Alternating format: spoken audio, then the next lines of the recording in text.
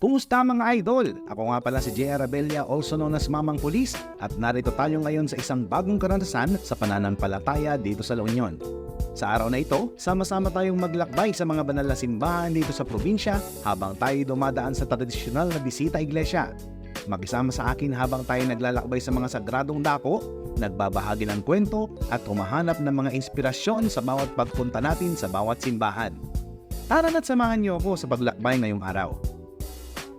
Ang unang simbahan na ating bibisitahin ay ang St. Peter and Paul Parish sa Bawang, La Union. Ang simbahang ito ay isa sa pinakamatandang simbahan sa bansa. Opisyal na itinatag noong ika-25 ng Abril 1587 ng mga misyonaryong Augustinian. Nasira ng lindol ang simbahan noong 1892 at muling inayos noong 1895.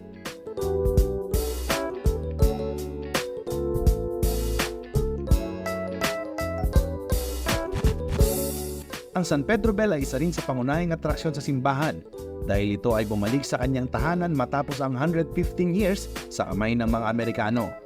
Ang kampana ay orihinal na iprinisinta kay Friar Mariano Garcia sa ngalan ng St. Peter and Paul Parish noong 1883 ni Gobernador Mariano Balancio at Hilario Calica.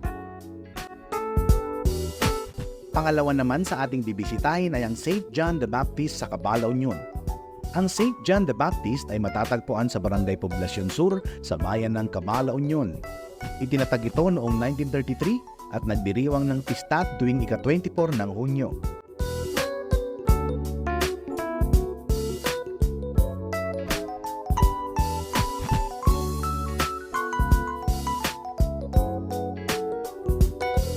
Ang pangatlong ating binisita ay ang St. Lucy Parish sa Aringay, La Union. Ang parokya ng Santa Lucia ay isa sa pinakamatandang simbahan dito sa lalawigan. Itinatag noong 1741, ang simbahang nito ay naglalaman ng maraming mga yugto ng kasaysayan ng bayan ng Aringay at ng mga taong naninirahan dito. Sa pagpasok natin sa loob ng simbahan, makikita natin ang kahalagaan ng bawat elemento rito, mula sa mga imaheng sagrado hanggang sa mga detalyeng arkitektural. Bawat isa'y nagbibigay kahulugan sa pananampalataya at debosyon ng mga deboto.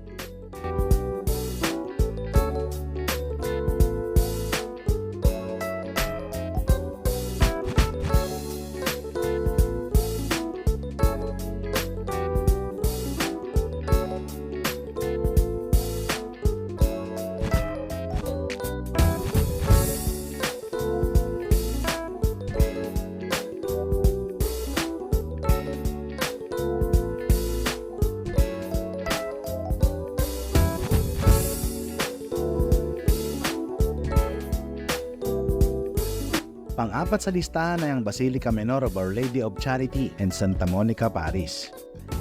Matatagpuan ito sa bayan ng Aguhol, La Union.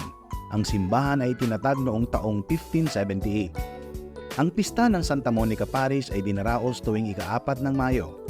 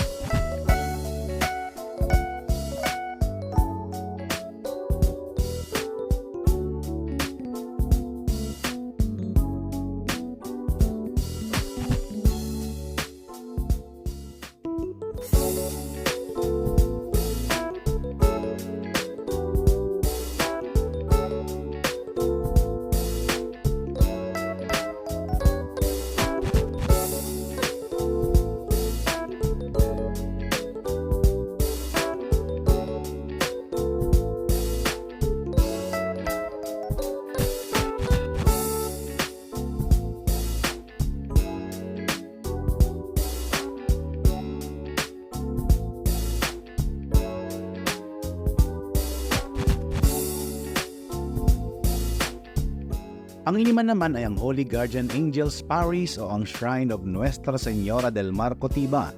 Matatagpuan ito sa bayan ng Santo Tomas, La Union. Itinatag noong taong 1785 at nagdiriwang ng kapistahan tuwing ika-2 ng Oktubre.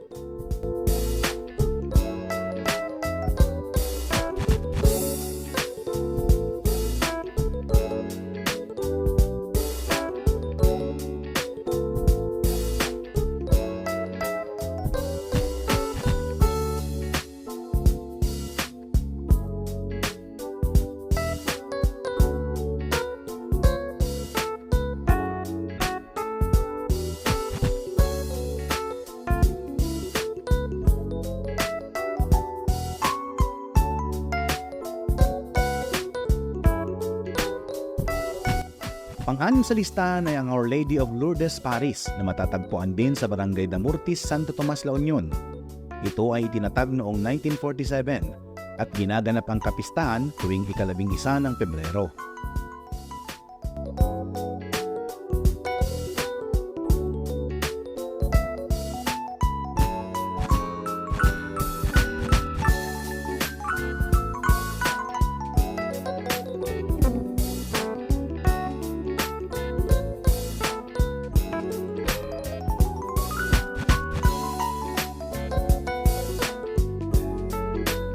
Pang-7 sa listahan ay ang Immaculate Conception Parish sa Rosario, La Union na itinatag noong 1869. Nagdiriwang ng kapistahan ng simbahan tuwing ika-8 ng Disyembre.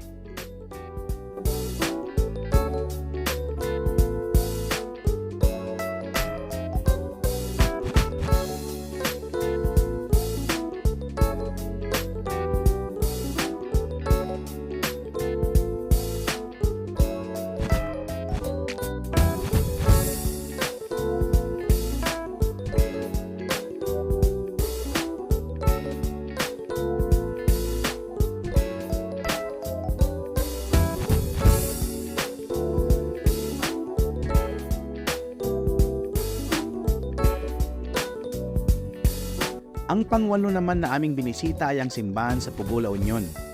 Ang Holy Family Parish ay matatagpuan sa Barangay Tabora East, Pugo, La Union.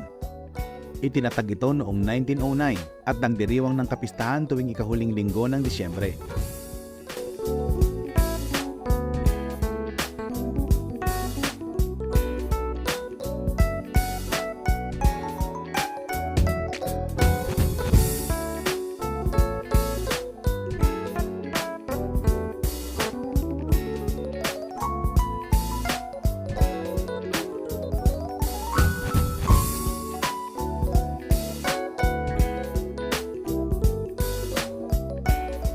Pang-9 sa aming listahan ay ang St. Isidore the Farmer Parish sa Tubao, La Union. Ito ay matatagpuan sa Barangay Poblasyon, Tubao, La Union. Itinatag noong 1894 at nagdiriwang ng kapistahan tuwing ika-15 ng Mayo.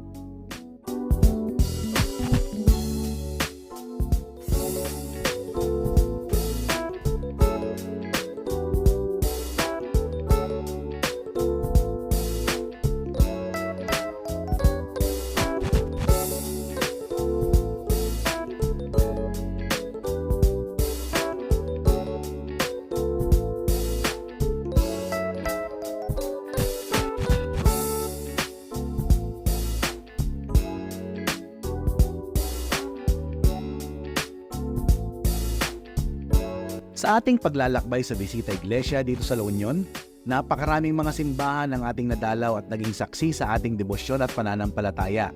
Sa bawat hakbang na ating ginawa, bawat krus na ating hinawakan, at bawat manalangin na ating ipinaabot, ay tunay na naging buhay sa ating puso at isipan.